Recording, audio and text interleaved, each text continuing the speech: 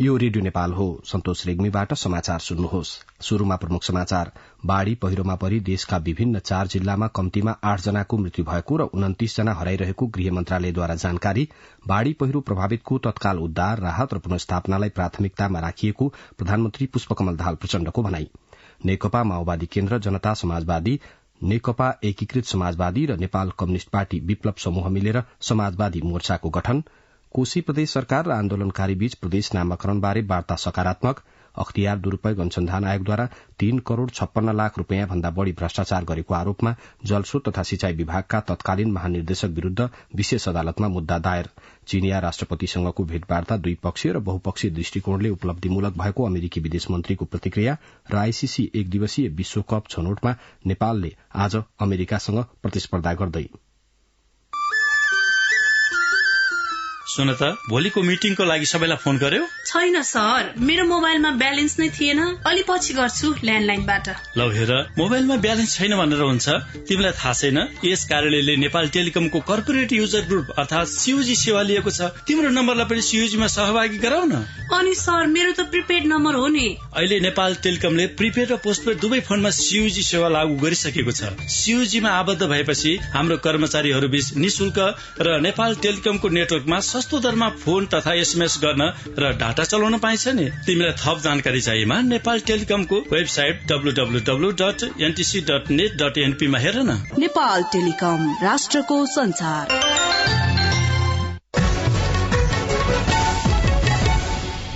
समाचार अब विस्तारमा। अविरल वर्षापछि आएको बाढ़ी पहिरोमा परि देशका विभिन्न 4 जिल्लामा गरी कम्तीमा 8 जनाको मृत्यु भएको छ। बाढ़ी पहिरोमा परि 29 जना बेपत्ता र 8 जना घाइते भएको गृह मन्त्रालयले जनाएको छ। संखुवासभामा 1 जनाको शव भेटिएको छ भने 21 जना बेपत्ता र 3 जना घाइते भएका छन्। त्यस्तै ताप्लेजुङमा 3 जनाको मृत्यु भएको, 3 जना बेपत्ता भएको र 2 जना घाइते भएको गृह मन्त्रालयले जनाएको छ। पाँचथरमा वर्षापछिको बाढ़ी पहिरोमा परि 3 जनाको मृत्यु भएको, 3 जना बेपत्ता भएको र 1 जना घाइते भएको तथा तनहुमा माथिबाट पहिरो झर्दा 1 जनाको मृत्यु भएको र 2 जना घाइते भएको गृह मन्त्रालयका सहसचिव एवं विपद व्यवस्थापन महाशाखाका प्रमुख महादेव पन्तले जानकारी दिनुभयो। हिजोसम्म प्राप्त तथ्याङ्क अनुसार विपदबाट, बाढ़ी पहिरोबाट बढ़ी प्रभावित भएका 3 जिल्लाहरू छन्, संखुवासभा, ताप्लेजुङ र पाँचथर। त्यसै गरी तनहुमा पनि हिजो केही जनधनको क्षति भएको जानकारी प्राप्त भएको छ र अहिलेसम्म संखुवासभामा 21 जना बेपत्ता भइरहनु भएको छ। मृत्यु 1 जनाको शव प्राप्त भएको छ, 3 जना घाइते हुनुहुन्छ भने ताप्लेजुङमा 3 जनाको मृत्यु भएको छ, 3 जना अलि फेला पर्नु भएको छैन, 2 जना घाइते हुनुभएको छ। त्यसै गरी पाँचथरमा 3 जनाको मृत्यु भएको छ, बेपत्ता पनि 3 जना हुनुहुन्छ, घाइते 1 जनाको उपचार भइरहेको छ।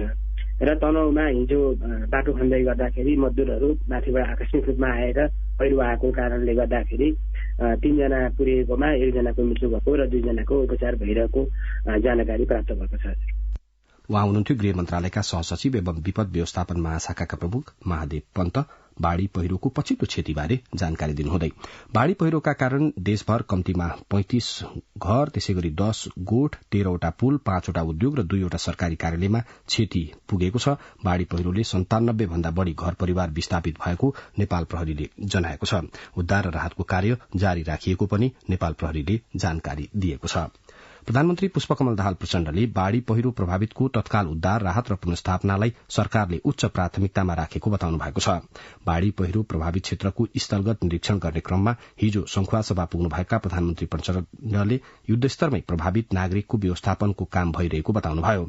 तुमलिङटार विमानस्थलमा पत्रकारहरूसँग संक्षिप्त कुराकानी गर्नुहुँदै प्रधानमन्त्री प्रचण्डले बाढ़ी पहिरोमा परि बेपत्ता भएकाको खोजी, प्रभावितहरूको उद्धार र स्थानान्तरणका लागि मातहतका निकायले काम थालिसकेको जानकारी दिनुभयो। प्रधानमन्त्री प्रचण्डले बाढ़ी पहिरो प्रभावित र विस्थापितलाई पुनर्स्थापना गर्ने, घरबार विहीनको तत्काल स्थानान्तरण र आवासको व्यवस्था मिलाइएको पनि बताउनुभयो। बाढ़ीले बगाएका पक्की पुलमा तत्कालै बेली ब्रिज राखेर आवत जावतलाई सहज बनाइने पनि प्रधानमन्त्रीले बताउनुभयो।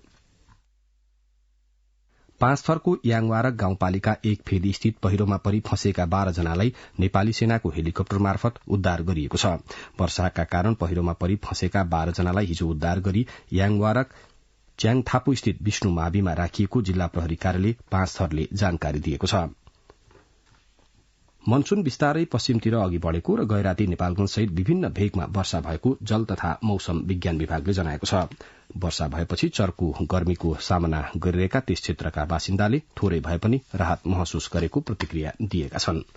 नेपाल नेकपा माओवादी केन्द्र, त्यसैगरी जनता समाजवादी पार्टी, नेकपा एकीकृत समाजवादी र नेपाल कम्युनिष्ट पार्टी विप्लव समूह मिलेर समाजवादी मोर्चा नेपाल बनाइएको छ। काठमाडौँमा हिजो एक कार्यक्रमबीच साझा मुद्दा, उद्देश्य र लक्ष्यको प्राथमिकता सहित 15 बुँदे प्रतिबद्धता पत्र सहित 4 दलको समाजवादी मोर्चा घोषणा गरिएको छ।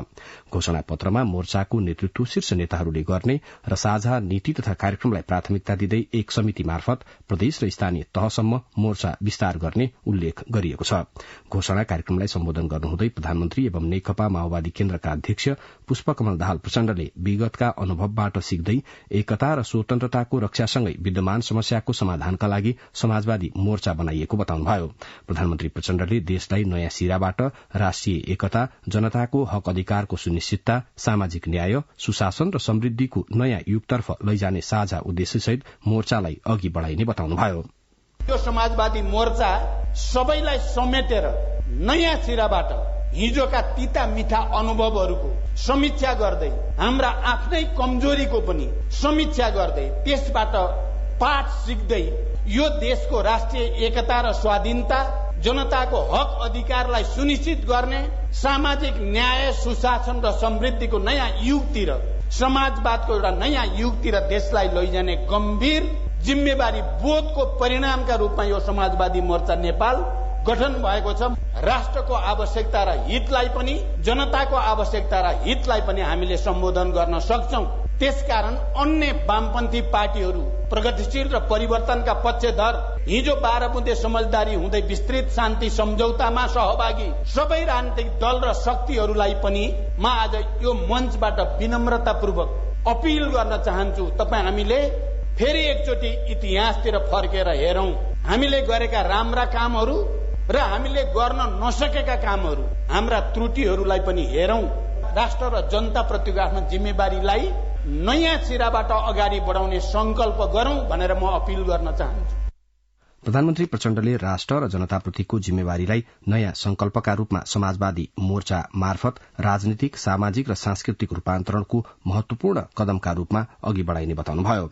मोर्चाले लिएका नीति र उद्देश्यलाई सड़क तथा सदनबाट नयाँ अभियान र विश्वासका साथ लैजाने पनि प्रधानमन्त्री प्रचण्डले बताउनुभयो।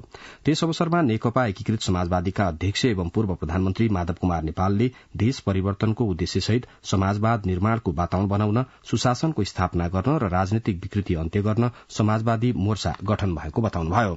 अध्यक्ष नेपालले समाज परिवर्तन, आर्थिक विकास, राष्ट्रियता र सामाजिक न्यायको मान्यता सहित समाजवाद प्राप्तिका लागि मोर्चा अघि बढ़ने जानकारी दिनुभयो। समाजलाई अघि बढ़ाउनका लागि र समाजवादी शक्तिको जनतामा रहेको प्रभावलाई विस्तार गर्नका लागि, समाजवाद निर्माणको वातावरण तयार गर्नका लागि, सुशासनलाई सुनिश्चित गर्नका लागि, समाजमा भएका, राजनीतिमा भएका जति पनि विकृति विसंगतिहरू छन् ती सबैलाई अन्त्य गर्नका लागि हामी एकताबद्ध भएर अघि बढ्न चाहन्छौं। हामी राष्ट्रियताको पक्षमा छौं, देशभक्त शक्तिहरूलाई मिलाएर लान चाहन्छौं। त्यसो हुनाले समाजवादका मान्यताहरू, सामाजिक न्यायमा उभिने, समानताको मान्यतामा उभिने, विकासको बाटोमा अगाडि बढ्ने र समाजलाई समृद्ध बनाउने यो मान्यतामा हामी अघि बढ्न चाहन्छौं। अलग पार्टीहरू आफ्नो विचार र जिम्मेवारीसँगै काम गर्न सक्ने तर मोर्चा मार्फत साझा विचार, मुद्दा र लक्ष्यसहित देश परिवर्तनको प्रतिबद्धताका साथ घोषित मोर्चालाई सकारात्मक रूपमा लिन पनि अध्यक्ष नेपालले सबैलाई आग्रह गर्नुभयो। कार्यक्रममा नेकपा एकीकृत समाजवादीका सम्मानित नेता एवं पूर्व प्रधानमन्त्री झलनाथ खनालले देशलाई सामाजिक र आर्थिक रूपान्तरणका लागि मोर्चाको गठन आवश्यक रहेको बताउनुभयो। त्यस अवसरमा जनता समाजवादी पार्टीका अध्यक्ष उपेन्द्र यादवले राष्ट्रहित र परिवर्तनका लागि साझा मुद्दाहरूमा सहमत हुँदै समाजवादी मोर्चाको गठन गरिएको बताउनुभयो। नेपाल कम्युनिष्ट पार्टी विप्लव समूहका महासचिव नेत्र विक्रम चन्द विप्लवले विषम राजनीतिक परिस्थितिलाई निकास दिन देशको समृद्धि र स्वाधीनताको रक्षा गर्न समाजवादी मोर्चा घोषणा गरिएको बताउनुभयो। नेपाली कांग्रेसका कार्यवाहक सभापति एवं उपप्रधान तथा रक्षा मन्त्री पूर्णबहादुर खड्काले श्रमिकका मुद्दा सम्बोधन गर्न वर्तमान सरकार प्रतिबद्ध रहेको बताउनु भएको छ। नेपाली कांग्रेसको शुभेच्छुक संस्था नेपाल ट्रेड युनियन कंग्रेसको 7औं राष्ट्रिय महाधिवेशनको हिजो काठमाडौँमा उद्घाटन गर्नुहुँदै कार्यवाहक सभापति खड्काले श्रमिकका समस्या समाधान गर्ने गरी श्रम आयोग सामाजिक सुरक्षा सहितका विषयमा विमर्श गरी आउन सरकारका तर्फबाट ट्रेड युनियन अधिकार कर्मीहरूलाई आह्वान पनि गर्नुभयो। उहाँले श्रमिक र ट्रेड युनियनका सन्दर्भमा उठेका समस्या समाधान गर्न र निकास दिन वर्तमान गठबन्धन र सरकार तयार रहेको पनि बताउनुभयो। कार्यक्रममा कांग्रेस उपसभापति एवं कानून न्याय तथा संसदीय मामिला मन्त्री धनराज गुरूङले रूपान्तरणकारी आन्दोलनमा श्रमिकको योगदान महत्वपूर्ण रहेको बताउनुभयो। कांग्रेस महामन्त्री गगन थापाले कांग्रेसलाई नयाँ दिशा र नेतृत्वका साथ अघि बढ़ाउनुपर्ने बताउनुभयो। कार्यक्रमका वक्ताहरूले नेपालको मजदूर आन्दोलनको इतिहास, वर्तमान र भविष्यबारे धारणा राख्नु भएको थियो। प्रतिनिधि सभाको हिजोको बैठकमा संचार तथा सूचना प्रविधि, परराष्ट्र र ऊर्जा, जलस्रोत तथा सिंचाई मन्त्रालयको विनियोजन विधेयक 2080 को विभिन्न शीर्षकमाथि छलफल भएको छ। विनियोजन विधेयकमाथिको छलफलमा भाग लिनुहुँदै सांसदहरूले संचार तथा सूचना प्रविधि मन्त्रालयका कतिपय कार्यक्रम अनुसार प्रभावकारी बजेट विनियोजन हुन नसकेको गुनासो गर्नुभयो। सांसदहरूले संचार सेवालाई जनताको पहुँचमा पुर्याउने भने पनि प्रभावकारी योजना आउन नसकेको, मफसलका पत्रकारहरू विज्ञापनबाट वञ्चित हुन सक्ने अवस्था रहेको तर्फ सरकारको ध्यानाकर्षण गराउनुभयो। सांसदहरूले ई गभर्नेन्स को प्रभावकारी कार्यान्वयनका लागि प्रभावकारी योजना बनाइनुपर्ने, ध्वनि प्रदूषण न्यूनीकरणमा ध्यान दिइनुपर्ने, सरकारी संचार माध्यमहरूले सत्य र जनताका पक्षमा आवाज उठाउनुपर्ने बताउनुभयो। सांसदहरूले विद्युतको प्रसारण र वितरण लाइनका सञ्जाल विकास हुन नसकेको र भइरहेका ठाउँमा पनि काम सन्तोषजनक हुन नसकेको गुनासो गर्नुभयो। विद्युत प्राधिकरण जनताप्रति जवाबदेही बन्न नसकेको भन्नुहुँदै उहाँहरूले प्राधिकरणले सुधार गर्नुपर्ने उल्लेख गर्नुभयो।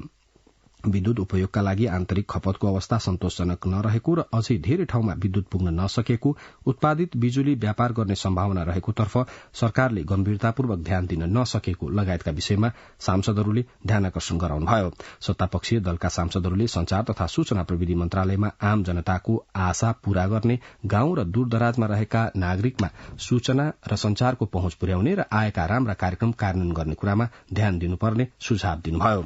उहाँहरूले संसदमा आएका सुझावलाई समेटेर सरकार अघि बढ़नुपर्ने सुझाव दिनुहुँदै आवश्यकता र औचित्यका आधारमा बजेट कार्यान्वयनमा लैजानुपर्ने बताउनुभयो। त्यस्तै प्रमुख प्रतिपक्षी दल लगायतका प्रतिपक्षी दलका सांसदहरूले सिंचाईको व्यवस्थाका लागि आवश्यक भन्दा निकै कम बजेट विनियोजन गरिएको, सिंचाईका लागि नयाँ प्रविधिको प्रयोगमा सरकार केन्द्रित हुन नसकेको, परम्परागत रूपमा मात्रै बजेट ल्याइएको लगायतका गुनासो गर्नुभयो। उहाँहरूले निर्वाचन क्षेत्र केन्द्रित गर्ने गरी सानो सानो रकम विनियोजन गरेको आरोप लगाउनुहुँदै औचित्यपूर्ण रूपमा बजेट आउन नसकेको टिप्पणी गर्नुभयो। विनियोजन विधेयक 2080 अन्तर्गतका विभिन्न शीर्षकमाथि हिजो सांसदहरू सुमना श्रेष्ठ, दामोदर पौडेल बैरागी, दीपा शर्मा, गोकर्ण विष्ट, प्रेम सुवाल र प्रभु शाहले खर्च कटौतीको प्रस्ताव पनि गर्नुभयो। कोशी प्रदेश सरकार र प्रदेश नम्बर 1 पुनः नामाकरण संयुक्त संघर्ष समिति बीच भएको वार्ता सकारात्मक भएको दुवै पक्षले जनाएका छन्।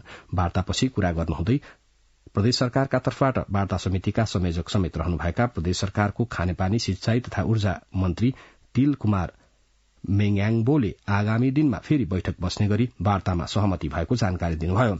पुनः नामाकरण संयुक्त संघर्ष समितिका वार्ता समिति सदस्य एवं पहिचान सहितको प्रदेश नम्बर 1 पुनः नामाङ्कन अभियान समितिका महासचिव रामभक्त गुरूङवाङले सरकारसँगको वार्ता सकारात्मक भएको र विषय प्रवेश गरी अब अघि बढ़ने सहमति भएको बताउनुभयो।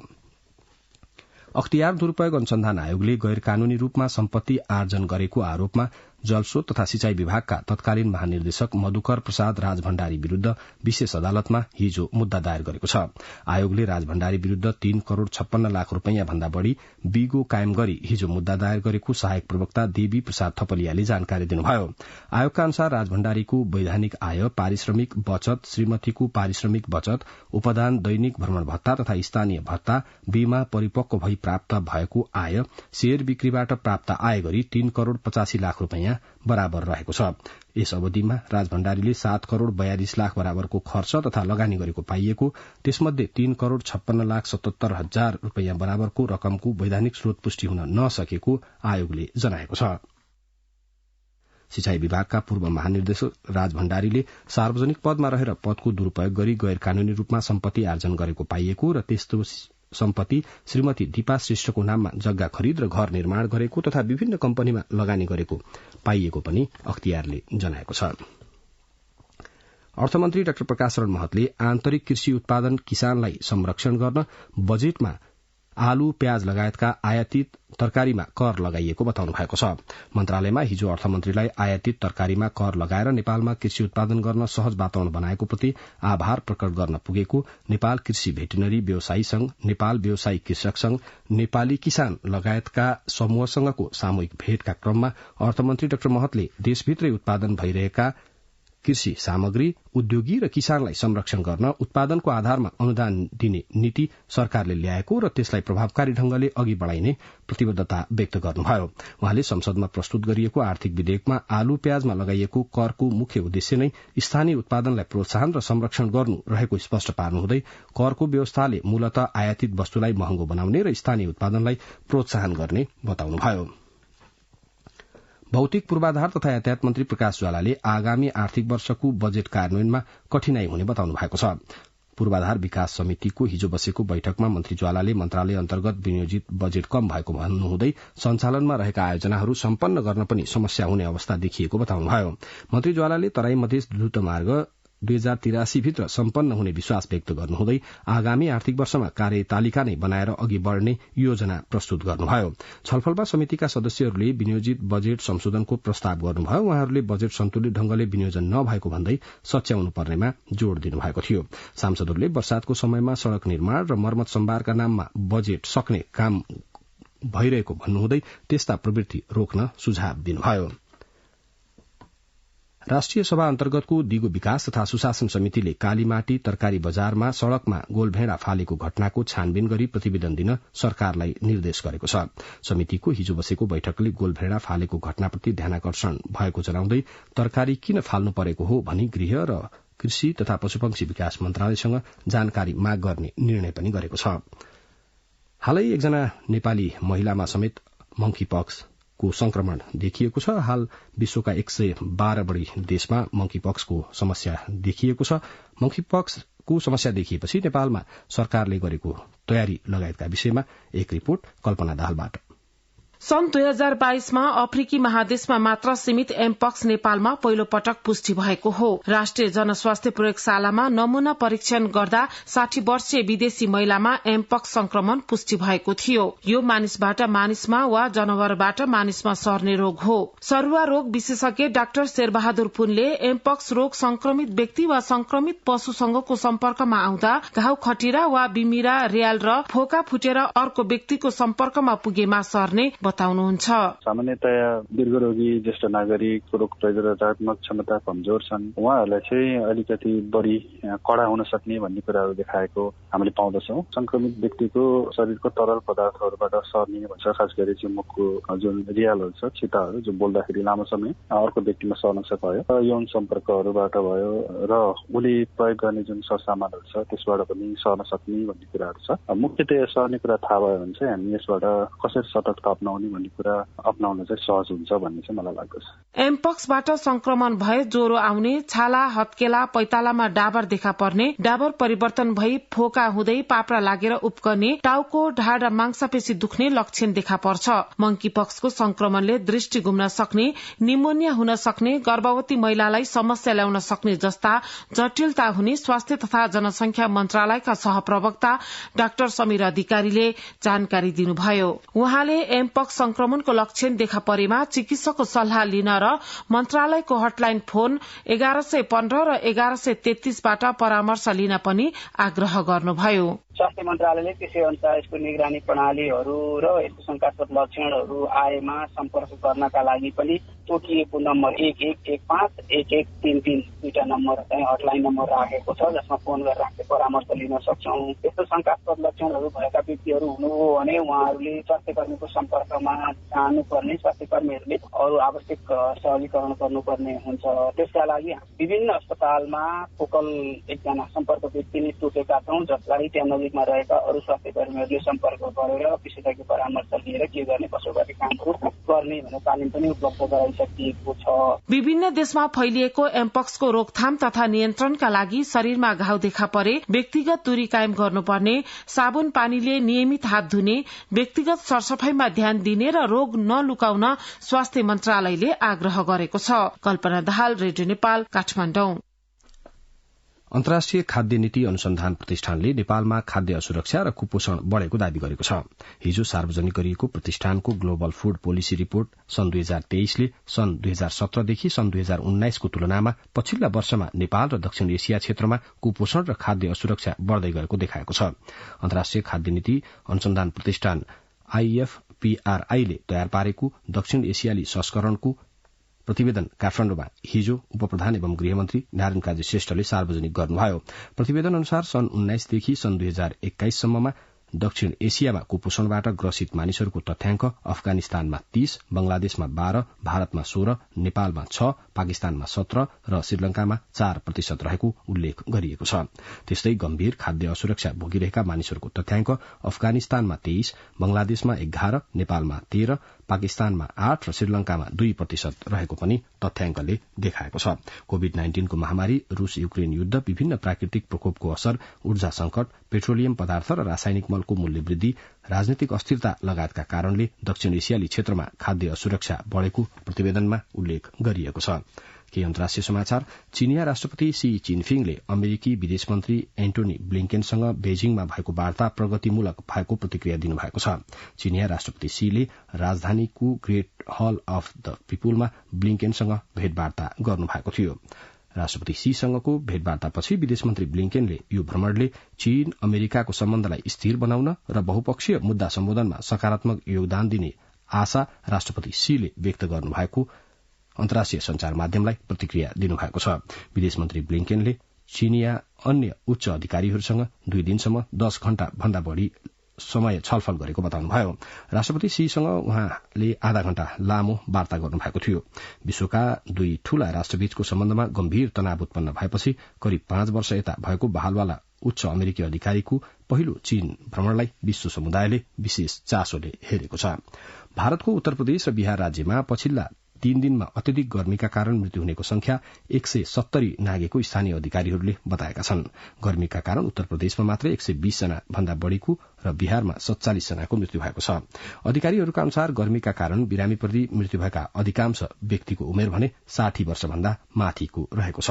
अत्यधिक गर्मीका कारण उत्तर प्रदेशको बलिया जिल्ला सबैभन्दा बढ़ी प्रभावित भएको छ। त्यहाँको तापक्रम 43.5 डिग्री सेल्सियस मापन गरिएको छ। बलियाको एउटा अस्पतालमा पछिल्लो 3 दिनमा गर्मीका कारण बिरामी परेका 400 भन्दा बढ़ी व्यक्ति भर्ना भएको त्यहाँका स्वास्थ्य प्रमुखले बताएका छन्। अब आर्थिक समाचार।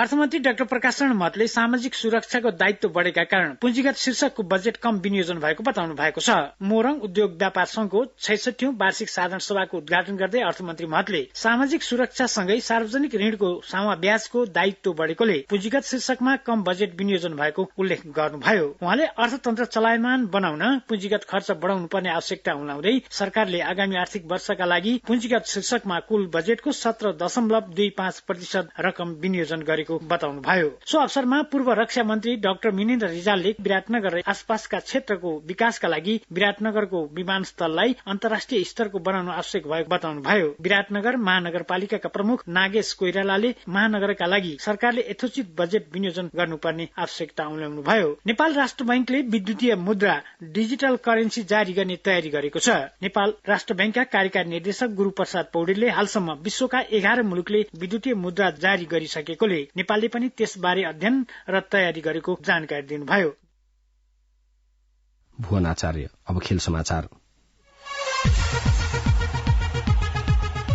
आईसीसी एकदिवसीय विश्वकप छनौट क्रिकेट प्रतियोगिता अन्तर्गत नेपालले मंगलबार आफ्नो दोस्रो खेलमा अमेरिकासँग खेल्दैछ। खेल नेपाली समय अनुसार दिउँसो 1:15 बजीबाट टाङसिंगा स्पोर्ट क्लबमा शुरू हुनेछ। पहिलो खेलमा जिम्बाब्वेसँग 8 विकेटले पराजित भएको नेपाललाई यो खेल निकै महत्वपूर्ण मानिएको छ। एकदिवसीय क्रिकेटमा अमेरिकासँग 6 पटक भिडेको छ, जसमध्ये नेपालले 3 पटक जितेको छ। 2 खेल अमेरिकाले आफ्नो पक्षमा पार्दा 1 खेल भने टाई भएको छ। 6 मध्ये सुरुका 3 खेल जितेको नेपालले त्यसपछिका चौथो र छैटौं खेल हारेको हो। अमेरिकासँग नेपालले पहिलो एकदिवसीय खेल विश्वकप लीग 2 अन्तर्गत सन् 2020 फेब्रुअरी 8 मा खेलेको थियो। उक्त खेलमा नेपालले 35 रनको जित दर्ता गरेको थियो। नेपालसँग दोस्रो भेट लीग 2 को अर्को खेल सन् 2020 फेब्रुअरी 8 मा भएकोमा उक्त खेल अमेरिका लज्जास्पद तरिकाले पराजित भएको थियो।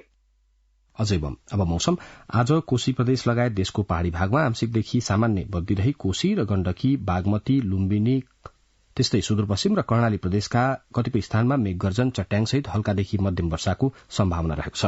गण्डकी प्रदेशको 1-2 स्थानमा भारी वर्षाको पनि सम्भावना रहेको जल तथा मौसम विज्ञान विभागले जनाएको छ। गत 24 घण्टामा काठमाडौँ उपत्यकामा मापन गरिएको अधिकतम तापक्रम 31.4 डिग्री सेल्सियस, न्यूनतम तापक्रम 19.6 डिग्री सेल्सियस, वर्षा 8.8 मिलिमिटर, अहिले बिहानको सापेक्षिक आर्द्रता 95%। आज दिउँसो काठमाडौँ उपत्यकाको अधिकतम तापक्रम 30 देखि 32 डिग्री सेल्सियसका बीच रहने अनुमान गरिएको छ। काठमाडौँ उपत्यकामा सूर्योदय अघि बिहान 5:09 भयो भने सूर्यास्त भरे साँझ 7:02 हुनेछ। अन्त्यमा प्रमुख समाचार पुनः एकपटक। बाढ़ी पहिरोमा परि देशका विभिन्न 4 जिल्लामा कम्तीमा 8 जनाको मृत्यु भएको र 29 जना हराइरहेको गृह मन्त्रालयद्वारा जानकारी। बाढ़ी पहिरो प्रभावितको तत्काल उद्धार, राहत र पुनर्स्थापनालाई प्राथमिकतामा राखिएको प्रधानमन्त्री पुष्पकमल दाहाल प्रचण्डको भनाई। नेकपा माओवादी केन्द्र, जनता समाजवादी पार्टी, नेकपा एकीकृत समाजवादी र नेपाल कम्युनिष्ट पार्टी विप्लव समूह मिलेर समाजवादी मोर्चाको गठन। कोशी प्रदेश सरकार र आन्दोलनकारी बीच प्रदेश नामाकरणबारे वार्ता सकारात्मक। अख्तियार दुरूपयोग अनुसन्धान आयोगद्वारा 3 करोड़ 56 लाख रूपियाँ भन्दा बढ़ी भ्रष्टाचार गरेको आरोपमा जलस्रोत तथा सिंचाई विभागका तत्कालीन महानिर्देशक विरूद्ध विशेष अदालतमा मुद्दा दायर। चीनिया राष्ट्रपतिसँगको भेटवार्ता द्विपक्षीय र बहुपक्षीय दृष्टिकोणले उपलब्धिमूलक भएको अमेरिकी विदेश मन्त्रीको प्रतिक्रिया। र आईसीसी 1 दिवसीय विश्वकप छनौटमा नेपालले आज अमेरिकासँग प्रतिस्पर्धा गर्दै। बिहान 7 बजेको समाचार सकियो। अर्को समाचार प्रसारण 8 बजे अंग्रेजीमा सुन्न सक्नुहुनेछ। हवस् त, नमस्कार।